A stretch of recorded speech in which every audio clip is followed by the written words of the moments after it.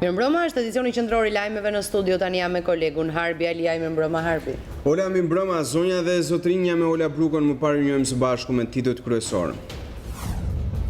Kreu i Partisë Demokratike Lulzim Basha në një intervistë ekskluzive për News24 deklaron për herë të parë se nuk e ka problem të përballet me kryeministrin Rama në zgjedhje.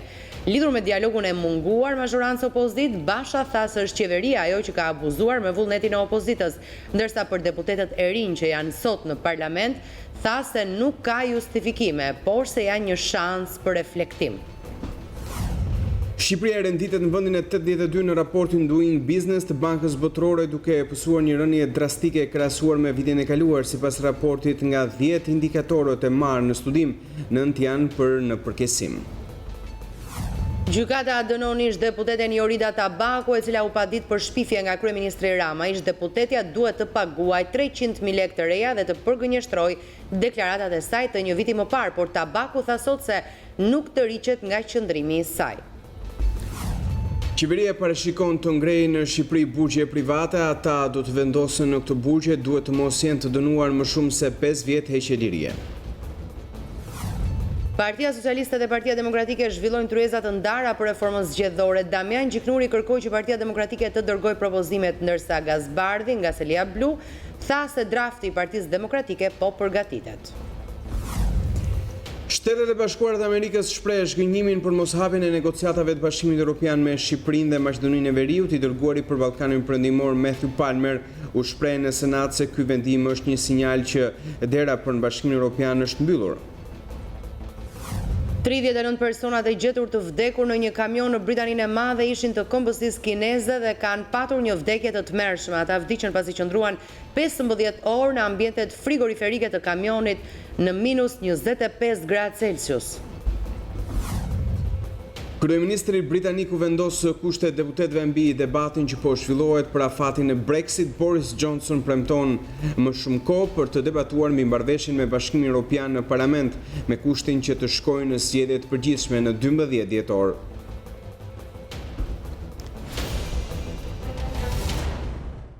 Këto ishin titujt kryesorë, vijmë gjithsesi.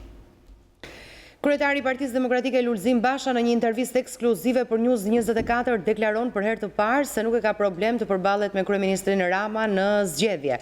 Lidhur me dialogun e munguar mazhorancë opozit, Basha tha se është qeveria ajo që ka abuzuar me vullnetin e opozitës, ndërsa për deputetët e rinj që janë sot në parlament tha se nuk ka justifikime, por se janë një shans për reflektim. Zoti Basha, shpesh keni artikuluar se për të kapërcyer këtë krizë politike duhet vullnet politik. Juve konkretisht, a keni këtë vullnet për të ulur, për diskutuar? Nuk kam asnjë kompleks. As të ulem, as diskutoj. Ka një problem. Për të paktën 3 herët e fundit, kryeministri aktual e ka abuzuar vullnetin e opozitës dhe timin personal për të zgjidhur problemet me dialog. Pra është e qartë që kemi të bëjmë me mungesë vullneti, dëshire, do të thoja edhe kapacitetesh nga kjo qeveri dhe nga ky kryeministër. Ju i kërkoni kryeministrit Rama që të japë dorëheqjen dhe ta çojë vendin në zgjedhje parakoshme. Por është e gatshme opozita të përballet me kryeministrin Rama në zgjedhje dhe si do të arrihet kjo, me Ramën kryeministër apo me qeveri tranzitore? Nuk kemi ne asnjë problem, as si opozitë, as si Partia Demokratike dhe as unë personalisht, sepse Edi Rama e ka mundur dhe tek dhe e kemi bërë atë betejë, e ka mundur dhe e mund çdo ditë. Nuk është problemi te njeriu. Problemi është do të ketë një palë zgjedhje të tjera, si 2016, si 2017, ku në vend që të votojnë qytetarët, në vend që të diktoj sovrani me votë, do të diktoj krimi, oligarkët, avdylajt. Zoti Basha, ditën e sotme, opozita e bashkuar në nivel politik është mbledhur për reformën zgjedhore.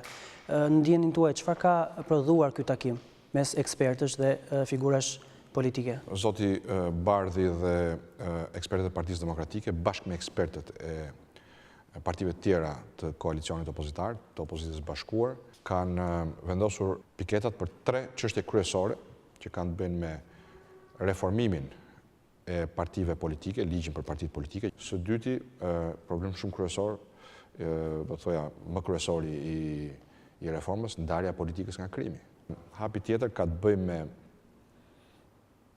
garantimin e votës lirë dhe këtu natyrisht do të ketë propozim një propozim prej vitit 2016 që Edi Rama e zvarrit, që është ai për votimin elektronik dhe numërimin elektronik, si dhe identifikimin me shenjat e gishtrinjve të zgjedhësve, për të në mos zhdukur, zvogluar mundësinë për abuzime. Doja një koment tuaj si qytetar këtë herë. Si e komentoni veprimin e ambasadorit të prezencës së OSB në Tiranë, zotit Boshart, përpara disa protestuesve? Absolutisht të papranueshëm. Si ndjeni ju kur shikoni që sot në vendet tuaja në parlament janë ulur disa deputetë të cilët është parë që nuk din të lexojnë dhe nuk din të shkruajnë, dhe në fakt këta deputetë kanë dalë nga lista juaj, pra ju i keni firmosur? E para punës, mendoj që është një smundje e sistemit. Do të keni parasysh që këta janë si rregull kanë ardhur nga fundi i listave, ku me thënë drejtën edhe vëmendja e propozuesve të emrave ka qenë më e reduktuar. Një pjesë e mirë kanë ardhur nga listat e partive të vogla aleate, se kjo është diçka që nuk thuhet shpesh. Thuajse gjysmë aty nuk kanë ardhur as si propozime të Partisë Demokratike, po të aleatëve shumë të vegjël, të cilët realisht e kërkonin këtë si një afishim nominal të partisë dhe të logos partisë. Dhe gjitha kjo ka ndodhur një proces për me pak se 5 ditësh. Megjithatë asnjëra për këtyre nuk është justifikim. Është një shans për reflektim dhe për ndryshim që kjo mos të përsëritet më kurrë. A nuk mendoni se duhet të ndryshojë sistemi i listave? Absolutisht jam i hapur për ndryshimin e sistemit zgjedhor. Personalisht kam shprehur preferencën time për sistemin majoritar dhe lidhjen e drejt për drejt të deputetit me zgjedhësit. Dhe kjo jep shumë mundësi zgjedhësit dhe deputetit që të përfaqësojnë interesin publik drejt për drejt në parlament, pavarësisht nëse partia e tyre është në qeveri apo jo, dhe mos shohim faktin që kur partia është në qeveri, deputetët kthehen në kukulla dhe ngren dorën çfarë t'ju thot kryeministri, sepse e kanë të lidhur fatin me kryeministrin dhe shpeshherë me interesa korruptive që vijnë nga qeveria, por ta lidhin ekzistencën e tyre politike me fatin e votuesit. Fatin e votuesit. Fatin e votuesit. Fatin. Intervistën e plot me kreun e Partisë Demokratike Basha do ta ndiqni të plot sërish në orën 20 në News24. Vjojmë mëtej. Shqipëria renditet në vendin e 82 në raportin Doing Business të Bankës Botërore, duke pësuar një rënje drastike krahasuar me vitin e kaluar. Sipas raportit, nga 10 indikatorët e marrë në studim, vetëm ai për energjinë elektrike kishte përmirësime, ndërsa 9 të tjerët janë përkesuar. Për Ministrin e Financave Denaj, ekonomia jonë nuk ka regres, ndërsa reformat e ndërmarra janë në proces. Raporti Doing Business i publikuar nga Banka Botërore përmbys shifrat optimiste të qeverisë për rritjen ekonomike. Sipas raportit, Shqipëria ka pësuar një rënje me 19 vende në mënyrën e të bërit biznes. Në raportin për vitin 2020, Shqipëria renditet në vendin e 82 ndër 190 ekonomi të botës, ndërkohë që në raportin e një viti më parë, Shqipëria renditej në vendin e 63. Nga vendet ballkanike, Shqipëria lë pas vetëm Bosnjë-Hercegovinën, pasi të gjitha vendet e tjera ballkanike rendite në pozicione më të mira, ku bie në sy Maqedonia e Veriut në vendin e 17. Nga 10 indikatorët e marrë në studim, shihet se përkeqësimin më të madh vendi ynë e shënoi në mbrojtjen e investimeve. Vitin e kaluar, Shqipëria u rendit në vendin e 26 për mbrojtjen e investimeve, ndërsa këtë vit u rendit në vendin e 111. Ky është indikatori më i rëndësishëm për investitorët. Gjithashtu një tjetër indikator prej të cilit jemi penalizuar për vitesh janë edhe lejet e ndërtimit që sipas raportit kanë pësuar një përkeqësim të mëtejshëm. Këtë vit Shqipëria u rendit në vendin e 166 nga vendi 151 që ishte një vit më parë. Por për Ministren e Financave dhe Ekonomisë Anila Denaj, raporti të bërit biznes 2020 nuk do të thotë regres, por vimësi të procesit të reformave në ekonomi. Sipas saj, ulja nuk është vetëm për Shqipërinë, por edhe në disa vende të tjera të rajonit. Përsa i takon vendit tonë, sipas saj ulja në renditje ka të bëjë me disa ndryshime metodologjike. Ndryshimi metodologjisë, sidomos në 2 aspekte, të cilët japin një peshë më të madhe, elementëve të cilët për vendet e tjera të ekonomisë të vogla si Shqipëria i renditi më përpara, sigurisht krijon ndryshim në renditje. Por nuk mund të themi që ka regres, nuk mund të themi që nuk është bërë asnjë përpjekje dhe asnjë reformë. Reformat janë proces. Një tjetër argument që Ministre e Financave Anila Denaj jep për raportin e të bërit biznes lidhet me lejet e ndërtimit dhe me rritjen e taksës së infrastrukturës nga pushteti vendor. Indikator në rënje me impakt negativ është marrja e lejes së ndërtimit, ku metodologjia e ndryshuar nuk konsideron si prioritare faktin që Shqipëria zbaton një proces online të marrjes së lejes së ndërtimit dhe shkurtim efektiv të kohës me marrjen e lejes. Por, pesha më e madhe në këtë indikator është dhënë rritjes së kostos si pasojë e rritjes së taksës së infrastrukturës për pushtetin vendor. Sipas raportit, Shqipëria pati përmirësim në besueshmërinë e furnizimit me energji duke përdorur një sistem automatik të kontrollit mbikëqyrës dhe përvetësimit të dhënave për monitorimin e ndërprerjeve dhe restaurimin e shërbimit.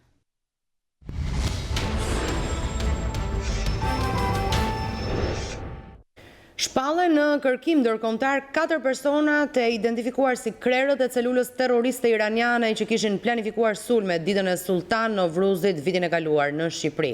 Hetimet për zbulimin e kësaj celule terroriste u zhvilluan për më shumë se 2 vite, por ishte koordinimi i institucioneve të antiterrorit shqiptar dhe ati francez me agjensitë e tjera që bëri zbulimin e krerëve të celulës. Një ditë pasi policia bëri të ditur se kishte zbuluar një celulë terroriste iraniane që do të kryente sulme vitin e kaluar në Shqipëri, janë shpallur në kërkim anëtarët e saj. Të gjitha agjencive ligjzbatuese ju janë shpërndar të dhënat e grumbulluara për iranianin që njihet me pseudonimin Peyman, kreun e celulës. Abdul Kaleg Malekzadeh, i datëlindjes 21 prill 1979, që njihet me pseudonimin Ferhat, Erwin Aram, i datëlindjes 13 korrik 1974, që njihet si Alireza Nagarzadeh dhe ka një pasaport austriake.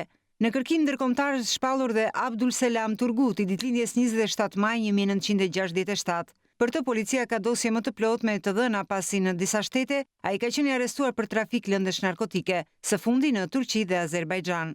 Hetimet për zbulimin e kësaj celule terroriste kanë më shumë se 2 vite që zhvillohen në Shqipëri. Ishin agjensitë partnere që informuan antiterrorin shqiptar për aktivitetin e dyshim të Erwin Aram, i cili mban edhe emrin Alireza Nagarzadeh. Ky person, i cili ka komsi iraniane por pasaport austriake, ka hyrë në Shqipëri gjatë 2 viteve të fundit 6 herë me qëndrime të shkurtra. Gjurmimi i lëvizjeve dhe kontakteve të tij çoi në zbulimin e celulës terroriste. Burime nga policia e shtetit thonë se në Shqipëri gjatë viteve të fundit kanë kryer vizita të shkurtra shumë operativ të forsave Quds. 2 prej tyre u shoqëruan në 22 mars 2018 në festën e Sultan Novruzit. Të njëjtët operativ u identifikuan edhe nga forcat e policisë franceze, ku dyshohet se edhe aty planifikonin një sulm terrorist. Koordinimi i informacioneve mes antiterrorit shqiptar dhe atij francez, po ashtu edhe me agjencitë e tjera, bëri zbulimin e krerëve të celulës. Emisioni Real Story solli pamjen edhe situatën kampin Ashraf 3 në Mans të Durrësit pas zbulimit të një celule terroriste që u parandalua të kryente sulmin ndaj anëtarëve të Mek në mars të vitit kaluar. Duke falendëruar policinë shqiptare për ndërhyrjen në kohë, antari i Komisionit të Punëve të Jashtme të Rezistencës iraniane Ali Zafa tha se zbulimi i policisë tregon se regjimi iranian kërkon t'i dëmtojë. Ai bëri thirrje që ambasadat iraniane në vendet europiane të mbyllen, duke thënë se aty strehohen spiun të shtetit të Iranit. Në Mans të Durrësit, situata është e qetë dhe nuk ka masa shtesë nga policia e shtetit edhe pas lajmit se është zbuluar celulë terroriste që donte të kryente terror ndaj përfaqësuesve të Mek në vendin tonë. Emisioni Real Story, gazetarit Sokol Balla, solli mbrëm pamje në situatën në kampin Ashraf 3, ku janë strehuar krerët e opozitës iraniane Mek. Antari i Komisionit të Punëve të Jashtme të Rezistencës iraniane Ali Safaf në një lidhje live nga kampi Mujahedinëve me emisionin Real Story, tha se Shqipëria dhe gjithë Europa e bota duhet të jenë të shqetësuar për faktin se regjimi iranian vazhdon që të përdor terrorin si pjesë të politikës së vet. Well, there's nothing about our presence that is threatening anyone, whether in Albania or in France or in Washington. Ata friksojnë të gjithë Shqipërinë dhe shtetet të tjera europiane, madje edhe në SBA. Bota duhet të jetë e shqetësuar që regjimi iranian përdor terrorizmin si pjesë e politikës së tij. Në Paris ata tentuan që të bëjnë terrorizëm dhe janë arrestuar iranian rezident dhe ambasador që drejtonin operacione kundër rezistencës në Danimark, në Holand, në Turqi, ku janë vrarë dhe përfaqësues të rezistencës iraniane. Ajo që duhet të kuptojmë se Irani përdor terrorizmin sepse ndihet e kërcënuar nga disidenca. Pavarësisht se nuk ka të arrestuar për sulmin terrorist të planifikuar, Ali Safaf falenderon policinë shqiptare që zbuloi grupin dhe parandaloi ndonjë ngjarje të rëndë. Obviously, you have to ask the Albanian authorities, but I think the statement is nevertheless very significant. Pse nuk është arrestuar njëri? Duhet të pyetet policia shqiptare, por gjithsesi, agjencitë ligjzbatuese shqiptare duhet të lavdërohen. Tregon për herë të parë se regjimi iranian do që të ndërhyjë dhe të na dëmtojë neve. Ali Safaf shpreh se regjimi iranian vepron nëpërmjet ambasadave të tij në të gjitha vendet evropiane dhe bëri thirrje që këto ambasada të mbyllen. Is codenamed 840, which is well, it's a code numbered because they use code numbers for their operations, not the use of the name of the unit. Numri i kodit të këtij grupi është 840. Ata janë përgjegjës për shumë veprimtari të tilla jashtë vendit. Është koha që mes vendeve sipas deklaratës së BE-s, që Irani duhet të largojë element terrorist nga toka europiane dhe të mos përdorë ambasadat iraniane, pasi pikërisht në ambasada iraniane rrin spionazh të shtetit të Iranit kundër disidentëve dhe kundërshtarëve të regjimit. Regjimi i Iranit ka treguar se do të eliminojë përfaqësues të Mekut. Prandaj, ne kemi bërë thirrje që ambasadat iraniane kudo që janë duhet të mbyllen, sepse janë përgjegjës për vrasjet. Ne vazhdojmë përpjekjet për të sjellë liri e demokraci në Iran. Në emisionin Real Story, gazetarë dhe ekspertë të sigurisë kanë folur për rolin e këtij grupi dhe operacionin e policisë në mars të 2018-s.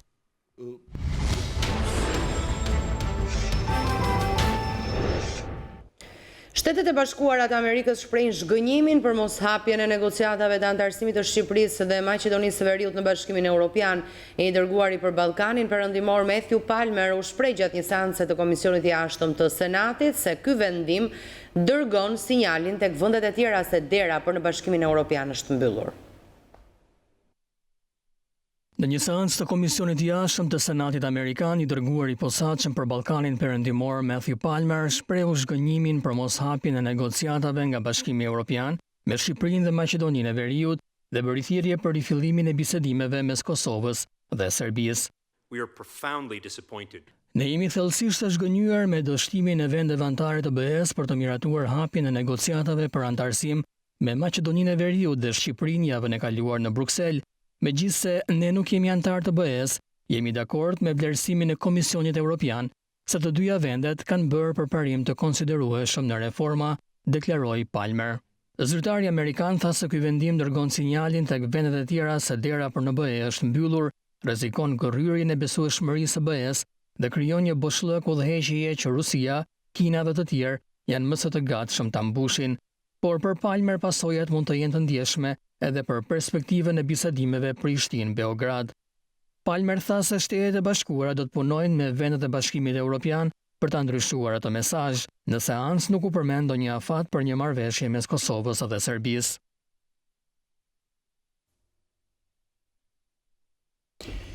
Kryeministri Edi Rama zhvilloi një bisedë telefonike për rreth 45 minuta me kancelaren gjermane Merkel, gjatë së cilës folën lidhur me curinë e mëtejshme të përpjekjeve të përbashkëta për çeljen e negociatave për antarësim. Në një postim në Twitter, Rama shkruan se kancelarja e ri nënvizoi qëndrimin e Gjermanisë në mbështetje të Shqipërisë. Gjatë një telefonate rreth 45 minuta me kancelaren Merkel, vendosëm të gjitha pikat mbi i për curinë e mëtejshme të përpjekjeve të përbashkëta për çeljen e negociatave për antarësim. Kancelarja e ri nënvizoi qëndrimin e Gjermanisë në mbështetje të Shqipërisë, shkruan kryeministri Rama.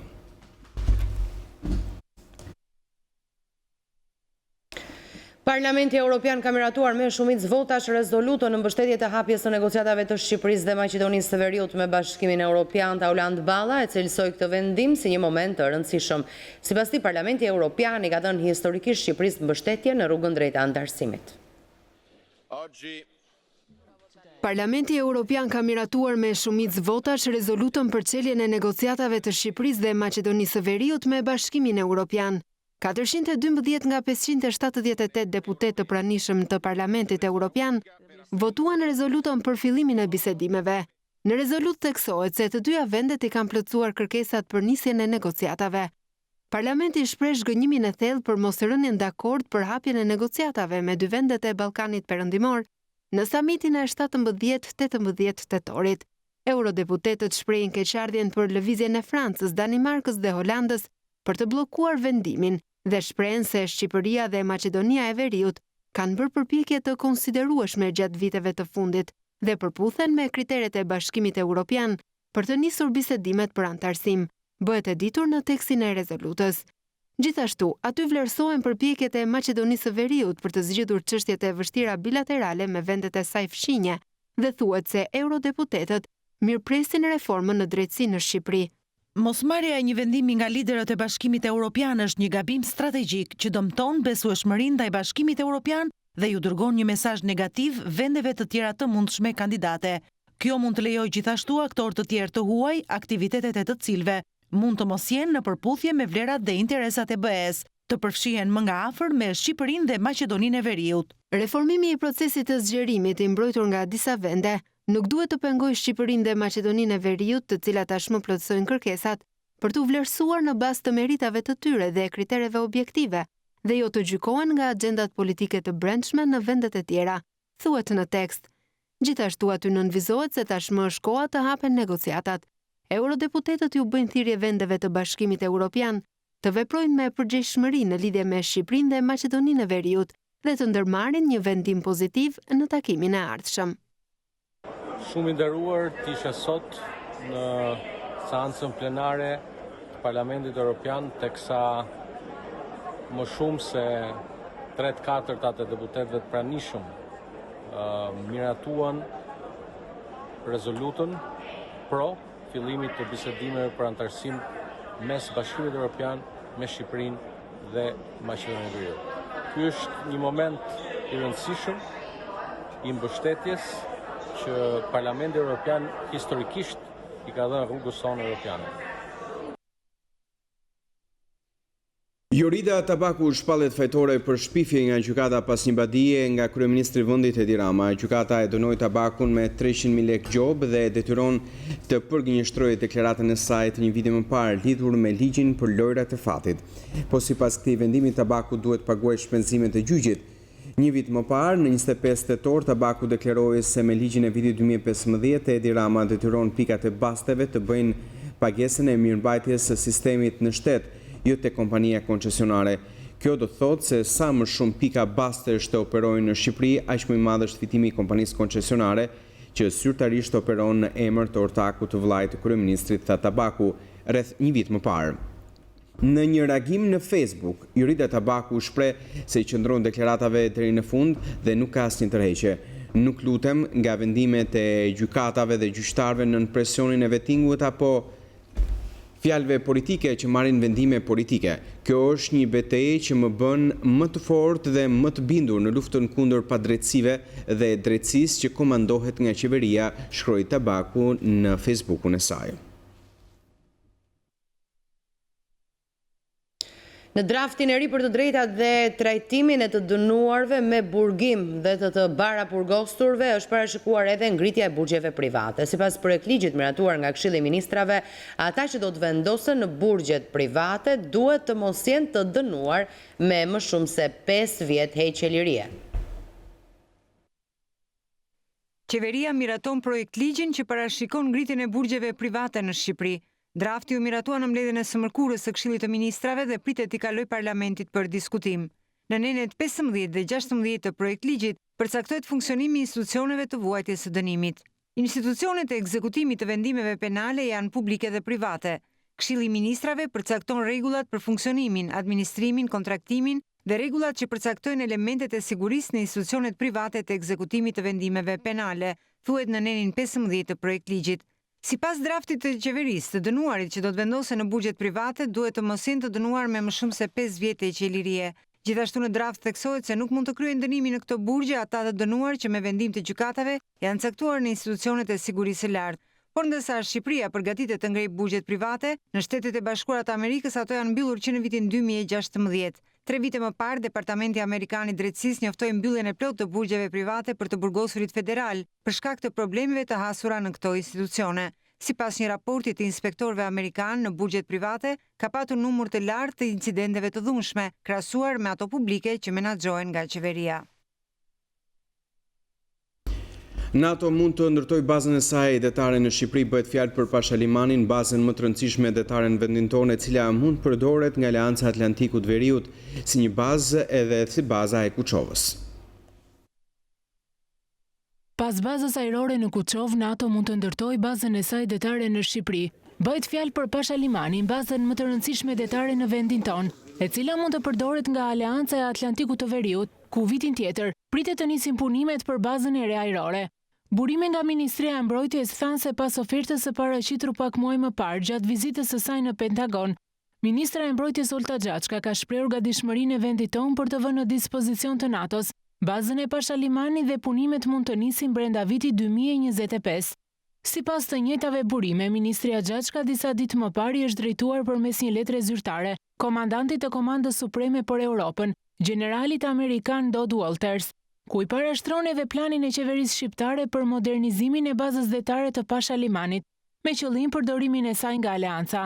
Kujtojmë se NATO ka miratuar tashmë vendimin për të ndërtuar në Kuçov bazën e saj të parë ajrore në Ballkan. Në janar të këtij viti ishte generali Walters, i cili vizitoi Tiranën dhe gjatë takimit me ministren Gjaçka, njoftoi fillimin e punës për bazën e re, punimet për të cilën priten të nisin në fillim të vitit të ardhshëm.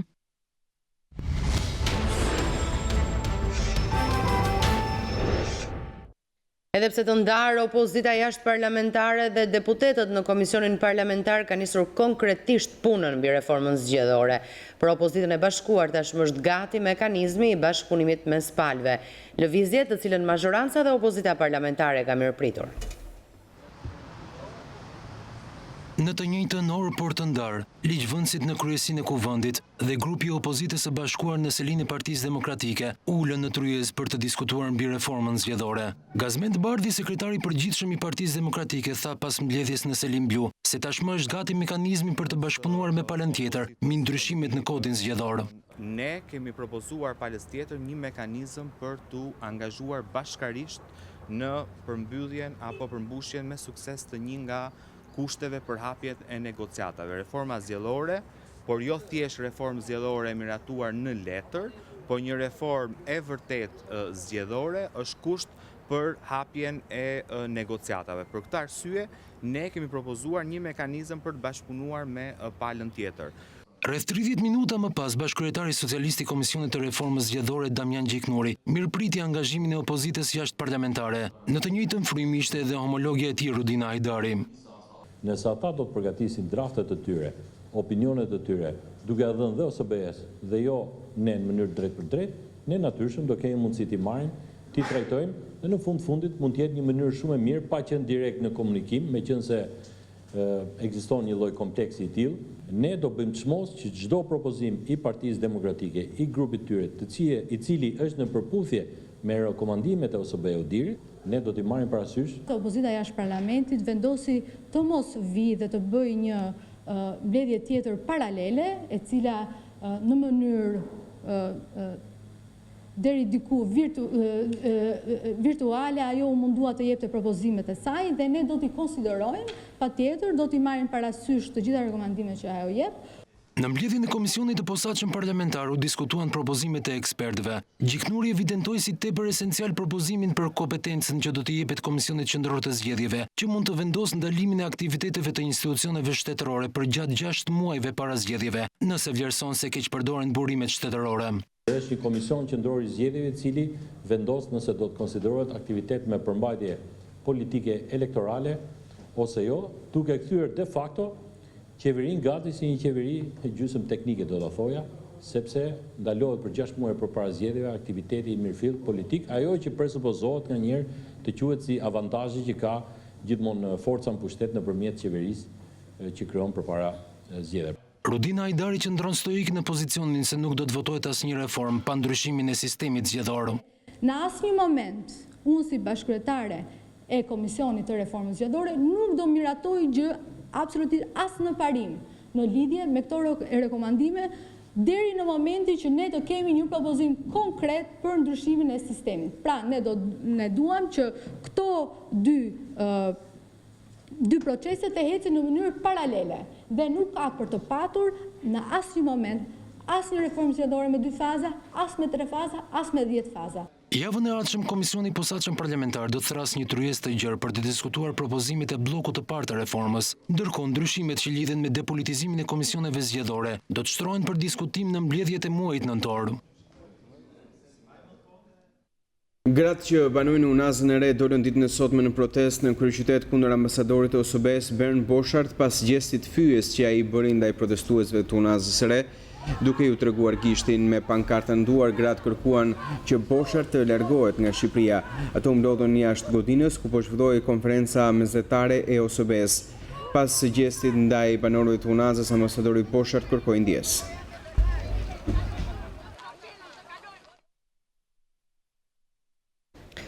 Qeveria ka gati draftin e ri që do të integrojë Shqipërinë në tregjet financiare, kriptofinanciare më saktë. Në konferencën e komisionerëve për mbrojtjen e të dhënave, kryeministri Edi Rama ka folur për teknologjinë e re të transaksioneve financiare që do t'jap vendit mundësi zhvillimi. Projekt ligji i hapur për konsultim publik pritet të kalojë në kuvend.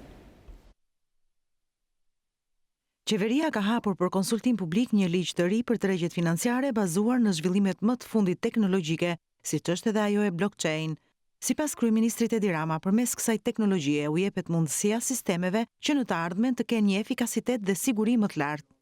Është e qartë që përmes teknologjisë blockchain do të kemi mundësinë për t'u dhënë në të ardhmen sistemeve tona një efikasitet më të lartë dhe një siguri më të madhe, sa i përket për shembull pronësisë, dhe gjithashtu për një vend si Shqipëria, blockchain mund të ofrojë një mundësi shumë efikase për dërgesat nga jashtë, duke ulur kostot dhe rritur shpejtësinë e ndërveprimeve.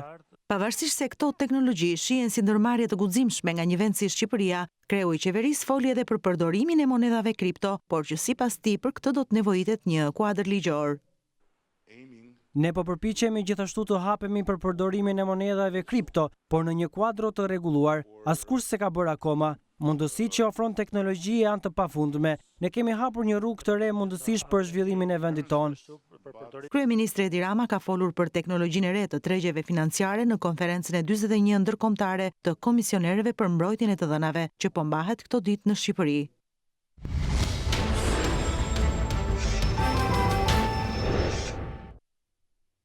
Katërmbëdhjetë nxënës të shkollës së mesme në Shupens të Bulqizës kanë përfunduar në spital me shenja helmimi pasi njëri prej tyre kishte hedhur spray me aromë në klasë. Nxënësit me probleme shëndetësore si vështirësi në frymare, të vjella dhe marrje mendsh u dërguan menjëherë në spital. E menjëherë Inspektorati Shtetëror Shëndetësor mbylli klasën në fjalë ku ndodhi ngjarja deri në matjen e lëndës kimike.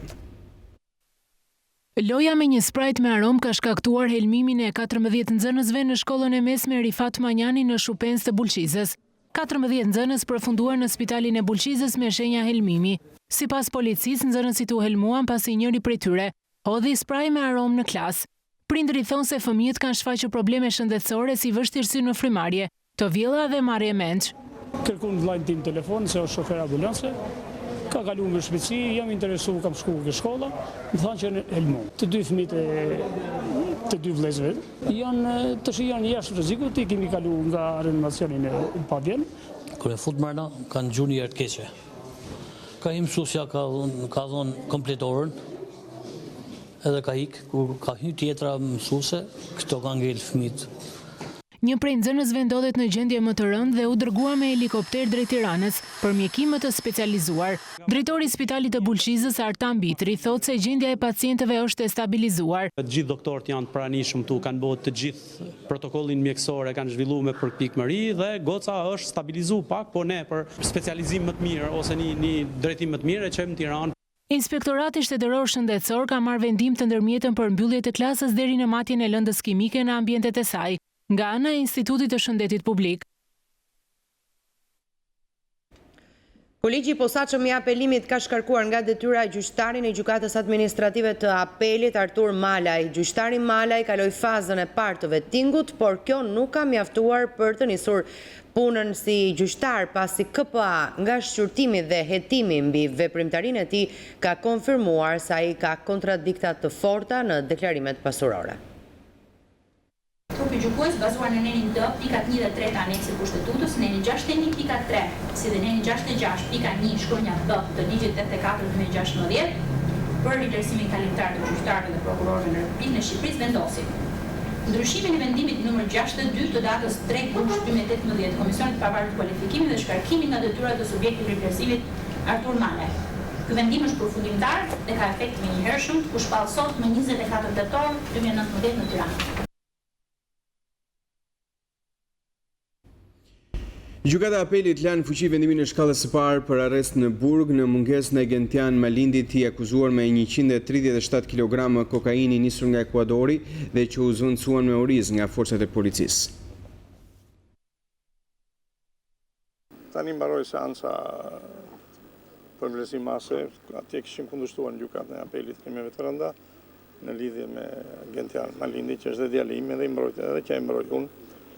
Gjykata vendosi ta lërë vendimin e shkallës parë të krimeve të rënda, arrest në Burg, pavarësisht se ishte i larguar, por që është diçka e çuditshme, prokuroria për krimet e rënda ka bërë një gabim trashanik, ose më mirë themi edhe shpërdorim të tyre, edhe falsifikim, mbasi i akuzuari Ardian Bega është pyetur në të njëjtën orë, në të njëjtën datë nga prokurori dhe oficeri i policisë gjyqësore, ku përfaqësues në të njëjtën kohë ka qenë dy avokatë, një kryesisht dhe një i familjes, dhe ky është një skandal me përdrejtësinë, por ne dyshojmë për falsifikim dhe shpërdorim të tyre të policisë shtetit, së bashku me prokurorinë, mbasi ka dhënë dy variante të kundërta në të njëjtën orë dhe në të njëjtën datë. Për herë të dytë, po të njëjtën orë, ka dhënë variantin që u arrestuan edhe tjetri. Ne do kërkojmë shpërdorim të tyre, të atyre që e kanë kryer dhe falsifikim, pse ndryshe nuk hecet më në drejtësi me këto poshtërsira që po bëhen. Shteti vetë këtu është një mafje organizuar, këta akuzohen si organizate strukturuar kriminale, por organizate strukturuar kriminale janë ata që nga Këshilli i Ministrave e poshtë që e kanë katandisur këtë vend në një skëterë.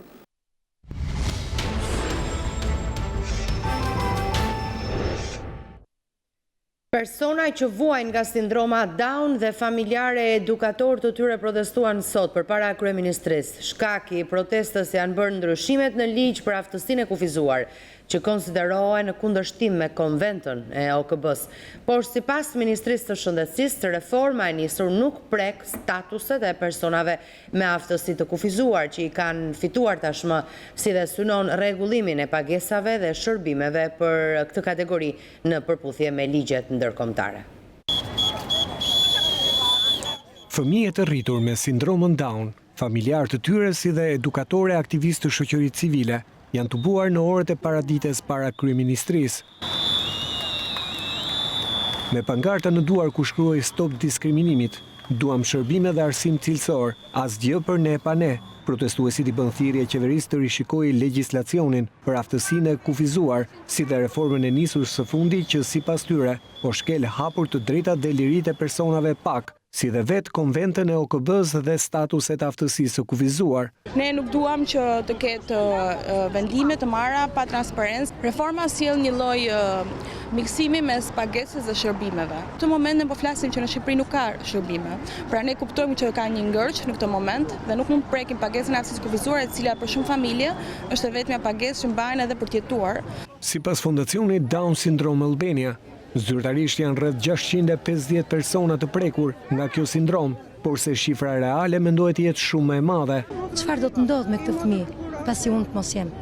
Kjo është ajo që duhet ta mendojmë të gjithë thellë, gjithë shoqëria njerëzore dhe me të gjitha qeveria. A ka qendra veçanta ku këta fëmijë të vinë në ndihmë vetes vet, të punoj? Por pretendimet e grupeve të interesit për reformën nuk qëndrojnë sipas Ministrisë së Shëndetësisë. Për të marrë vlerësim, do ta bëj vlerësimin nëpër komisionet shumë disiplinare, ku nuk ka vetëm mjek, por janë dhe punonjës social. Janë ndarë sipas këtij klasifikimi ndërkombëtar të thellë, të rënduar, të moderuar dhe të lehtë. Kjo është mënyra e kategorizimit dhe vlerësimit për prekjen e nivelit të funksioneve jetësore për çdo person me aftësi ndryshe. Do të ketë kategorizime të pagesës, madje diku do të jenë edhe më të rritura pagesat dhe njëkohësisht po vlerësohen të gjitha pagesat që kanë lidhje me kategoritë e aftësisë së kufizuar. Pas vlerësimit do të shoqërohen nga punonjësit social, nga psikologët, administratorët social për të vlerësuar dhe çështjet e punësimit deri në futjen në shkollë të fëmijëve, deri në marrjen e shërbimeve sociale përkatëse. Prej afër një viti, skema e re e qeverisë ka nisur të pilotohet në 2 njësi vendore në Tiranë. Personat që vinë për herë të parë do të marrin këtë vlerësim biopsikosocial. Personat të tjerë, të cilët përfitojnë nga statuset, do të vijojnë që të marrin përfitimet dhe pagesat e tyre ashtu siç janë sot sipas legjislacionit në fuqi.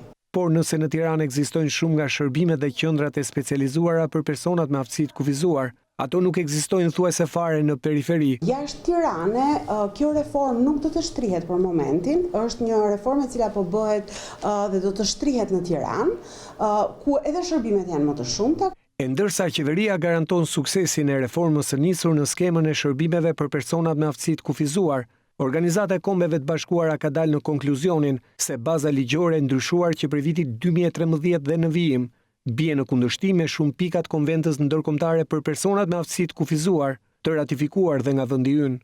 Komiteti përgjegjës në OKB për personat me aftësi të kufizuar i ka dërguar së fundmi 25 ankesa dhe rekomandime qeverisë shqiptare, ku kërkohet rishikimi i legjislacionit në partneritet me grupet e interesit. Rritet bashkëpunimi i Universitetit Luarasi me partnerët rajonal përfaqësuesit e Universitetit Fond të Maqedonisë së Veriut gjatë një takimi me drejtues dhe pedagog të Universitetit Luarasi nënshkruan një memorandum bashkëpunimi ku fokus të veçantë u dha punëve kërkimore të përbashkëta mes dy universiteteve. Në kuadër të bashkëpunimeve të vazhdueshme me partnerët rajonal, Universiteti Luarasi priti këtë të mërkur përfaqësuesit e Universitetit Fond në Maqedoninë e Veriut. Rektori, profesor dr. Temruka, i shoqëruar nga kreu i bordit të administrimit, Dashnor Dervishi dhe stafi akademik, organizoi takimin me 3 përfaqësuesit e Universitetit Maqedonas, ku vendosën urat e bashkëpunimit të mëtejshëm të shtrira në disa fusha prioritare. Presidenti i Fon University, Sefer Çanoski, dekani Fakultetit të Drejtësisë dhe i Politikave të Shkencave Sociale, Ljubomir Froski dhe drejtori i Zyrës së Marrëdhënieve me Jashtë, Igor Jobanovski, pas takimit nënshkruan një memorandum bashkëpunimi me Universitetin Luarasi. Çanoski hodhi idenë e trajnimeve të përbashkëta lidhur me procesin e integrimit të Shqipërisë dhe Maqedonisë së Veriut. Rajoni jon po transformohet dhe një nga gjërat që duhet të bëjmë është afrohemi me fqinjët tanë dhe duhet hapim vetveten dhe ta ndryshojmë, sepse kemi qenë të izoluar përgjatë periudhës së tranzicionit. Duhet që në mënyrë të vazhdueshme të jemi të edukuar, të trajnuar dhe të certifikuar. Kjo është koha që të gjejmë vetveten si institucione edukimi dhe për këtë duhet të punojmë shumë fort. Gjithashtu mund të bëjmë së bashku disa kurse trajnuese që lidhen me qeveritë dhe procesin e integrimit të vendeve tona. Ndërkohë, rektori Luarasi, profesor dr. Temruka, vlerësoi bashkëpunimin dhe theksoi që duhet i jepet një rëndësi e veçantë punëve kërkimore të përbashkëta mes dy universiteteve. Besoj se ky është një hap shumë pozitiv. Ne vlerësojmë shumë qarrimin të marrëveshjit. Ne do donim një marrëveshje bashkëpunimi efektiv. Në shërbim pedagogësh, punë kërkimore përbashkëta, konferenca përbashkëta. Jemi predispozuar të gjithë të bëjmë sa më shumë këtë mundur që të rrisim bashkëpunimin. Kreu i bordit të administrimit në Luarasi, Dashnor Dervishi, propozoi bashkëpunimin më të afërt me FOI University në prezantimin e projekteve para Western Balkan Fund. Edhe zëvendës rektoria Anida Shasharko sugjeroi mënyra e forma të kombinimit e shkëmbimit mes universiteteve. Kjo vizitë është e para, por do të vazhdojë me një bashkëpunim konkret.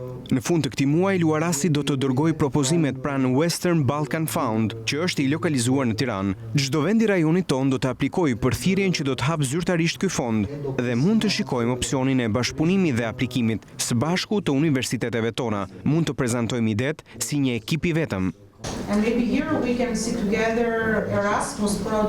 Ndoshta këtu mund të realizojmë së bashku projektet Erasmus, ndoshta t'i bashkohemi projekteve të diplomimit në master, por edhe në doktoratur për të përgatitur profesionist në këtë fushë, pasi zona e Ballkanit ka nevojë për këtë lloj studentash, kështu që ne duhet të shikojmë mundësinë e bashkëpunimit.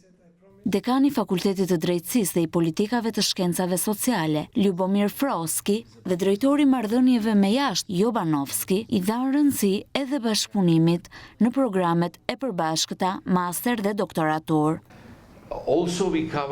Gjithashtu ne japim bursa për studentët. Ne kemi ardhur këtu për të folur me ju dhe shikojmë se e keni hartuar memorandumin në një mënyrë shumë profesionale. Ju falenderoj për mikpritjen dhe dua të theksoj se jemi shumë të lumtur që do të firmosim marrëveshjen e bashkëpunimit me Luarasin. Ne vendosëm që të lançojmë masterat për integrimin sepse menduam që gjërat do të ndryshonin në një mënyrë pozitive dhe menduam që bashkëpunimi rajonal është qëllimi ynë në këtë periudhë. Pas nënshkrimit të memorandumit të bashkëpunimit, përfaqësuesit e Fon University u surprizuan me një dhuratë simbolike nga Universiteti Luarasi. Emër të Universitetit Luarasi. Nxënësit e shkollës Sotir Kola në fshatin Belin të Patosit fal një investimi të kompanisë Bankers do të zhvillojnë mësimin në një godinë më bashkëkohore. Kompania Bankers investoi rreth $80,000 për përmirësimin e mjediseve të shkollës në të cilën nuk ishte ndërhyrë prej vitesh. Rikonstruksioni i shkollës Sotir Kola në fshatin Belin të Patosit, në të cilën nuk ishte ndërhyrë prej vitesh, është padyshim lajmi më i mirë për 120 nxënës që mësojnë aty. Fal investimit të Bankers Petroleum, shkolla 9-vjeçare është nënshtruar rikonstruksioni total, duke përmbushur parametrat bashkëkohor për një edukim cilësor. Punimet për sistemimin e mjediseve të shkollës që nisën në muajin prill të këtij viti, përfunduar në kohë që nxënësit ta kishin gati shkollën në shtator. Në fund të vitit mësimor 2018-2019, u konstatua si nga inxhinierët e Bashkisë Patos, edhe më përpara që shkolla kishte nevojë për rikonstruksion. Thirrjes për të rikonstruktuar shkollën së përgjigjë firma që operon në zonën tonë, që është firma Bankers Petroleum. U rikonstruktuar çatia e shkollës, u rikonstruktuar ambientet e jashtme dhe të brendshme, u sistemua rrjeti elektrik dhe shumë gjëra të tjera që shkolla i kishte imediate për procesin e ri mësimor 2019-2020. Rikonstruksioni i shkollës është një investim i përbashkët i kompanisë Bankers Petroleum me Bashkinë e Patosit në një vlerë totale prej rreth $80,000. Përveç rikonstruksionit të çatisë së shkollës është investuar edhe në klasat ekzistuese, në shkallët, në rrjetin e tubacioneve hidrosanitare, si dhe është realizuar edhe izolimi i ndërtesës për ruajtjen e temperaturës së brendshme dhe uljen e shpenzimeve për ngrohje. Kompania Bankers Petroleum, e cila mbetet e përkushtuar për të përmirësuar cilësinë e jetës të komuniteteve rreth zonës së Patons Marinzës, deri më sot ka investuar mbi $7 milion në projekte. Banka OTP Albania mirëpriti ministrin e punëve të jashtme dhe tregtisë të Hungarisë Peter Siarto. Ajo u shpreh se kjo bankë e pranishme edhe në vendin tonë është impuls pozitiv për kompanitë e tjera hungareze. Banka OTP Albania mirëpriti vizitën e veçantë të ministrit të punëve të jashtme dhe tregtisë të Hungarisë Peter Siarto në degën e sapo inauguruar një ditë më parë në zonën e ish-bllokut. Pasi tregoi mjedisin e degës dhe shërbimeve që ofrohen, drejtori ekzekutiv i bankës OTP Albania Pledar Shella e prezantoi ministrin Siarto me ecurinë e bankës aktivitetin e saj që nga bashkimi me grupin OTP dhe strategjinë e grupit për tregun shqiptar për vitet në vijim. Shella u shpreh se kjo bankë do të jetë një urlidhëse mes dy vendeve, Shqipërisë dhe Hungarisë, dhe do të mundësojë që bizneset hungareze të gjejnë një terren sa më të përshtatshëm për investimet e tyre në vendin tonë. Është kënaqësi e veçantë që sot kemi në degën tonë më të re të OTP Albania ministrin e jashtëm të tregtisë të Hungarisë, i cili është dhe vendi origjinës së bankës sonë.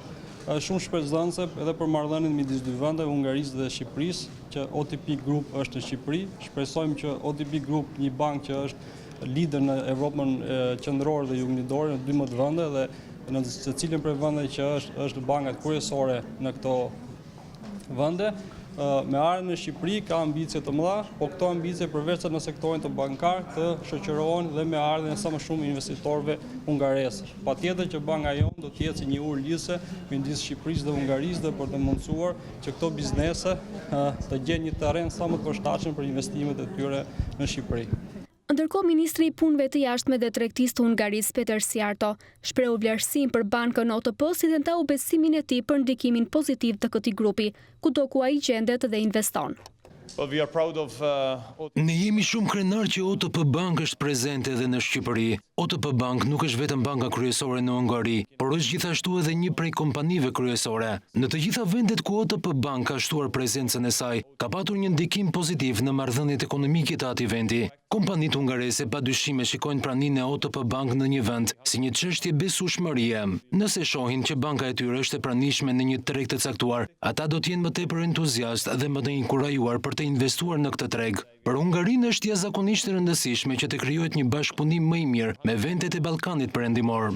Theksi ynë është që të ndërtohet një bashkëpunim ekonomik më i mirë dhe më i zgjeruar me vendet e Ballkanit Perëndimor, përfshirë këtu edhe Shqipërinë. Fakti që OTP Bank është banka e tretë ose e katërt në tregun financiar në Shqipëri i jep një impuls tepër pozitiv për kompanitë e tjera hungareze për të ardhur dhe për të investuar në këtë vend. Kështu ne presim një rritje të numrit të kompanive hungareze që do të investojnë në tregun shqiptar. Njëkohësisht presim zgjerimin e bashkëpunimit ekonomik ndërmjet vendeve tona, duke qenë se OTP Bank po e zgjeron prezencën e saj në Shqipëri dhe për të cilën natyrisht ajo gëzon mbështetjen e plot edhe të qeverisë hungareze. Deklarata e ministrit hungares shkon krejtësisht në linjë me komunikimet e vazhdueshme të realizuara nga banka OTP Albania, në të cilat është shprehur qartë dhe fort misioni i bankës për të përkrahur bizneset dhe projektet e tyre, si dhe ofertën e grupit për bashkëpunim rajonal në kuadër të sinergjisë që ky grup po krijon në çdo investim të tij. Dega e re në zonën e ish-bllokut ofron një mjedis mikpritës me karakteristika inovative të krijuara për të përmirësuar përvojën e klientit. Është menduar edhe për fëmijët duke i kushtuar një hapësirë të posaçme për argëtim, teksa prindrit kryejnë veprime bankare.